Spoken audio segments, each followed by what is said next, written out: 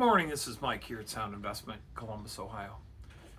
This weekend, I did some learning.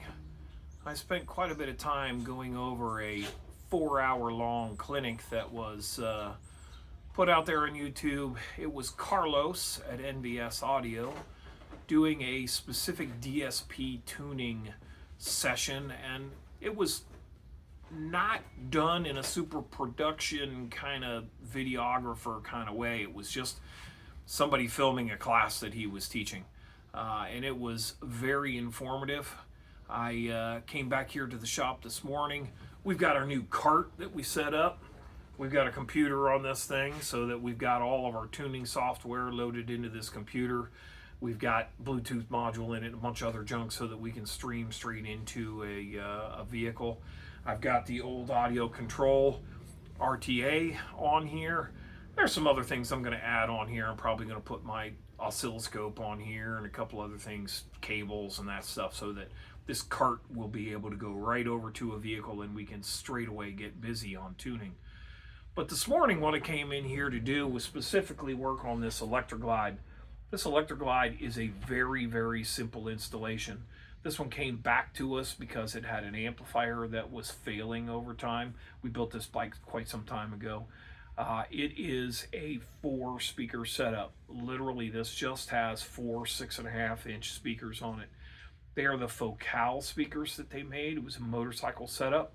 And there's a 4-channel amp in the fairing. It has a flashed radio. It's got a T-harness, and it's got a DSR-1. So DSR-1, not the tool that we use so much today because we have lots of other DSPs, but back in the day, that was the standard. So what I found from viewing Carlos's video is this old dog needed to learn a couple new tricks, and I found that the entire time that I put this bike out there, and it was out there on the street for quite some years, that it had one speaker that was out of phase.